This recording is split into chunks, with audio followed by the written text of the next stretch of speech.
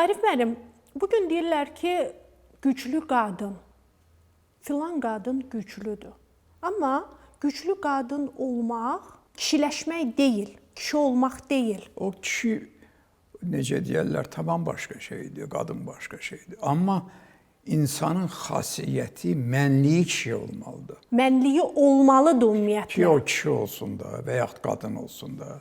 Qadındırsa, üzr istəyirəm, deməli qadın kimi ən yaxşısıdır. Bu günləri qəribə bir şey deyim, indi gəldi ağlıma, deməsəm də olar.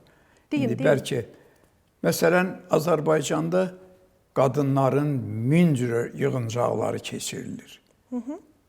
Bir dəfə də Şəfiqəni dəvət eləmirlər ki, Şəfiqə. Amma Sovet dövründə Moskvaya çağırmışlar Şəfiqəni, sülh naminə Bartsuzamir medalı veriblər. Azərbaycanda kim alıb onu? Hansı qadın alıb?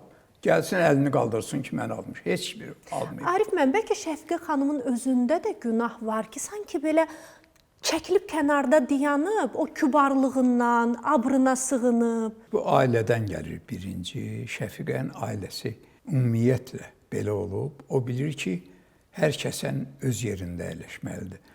Özdə Şəfiqənin bir xasiyyəti var. O xasiyyət mənim anamda da var idi.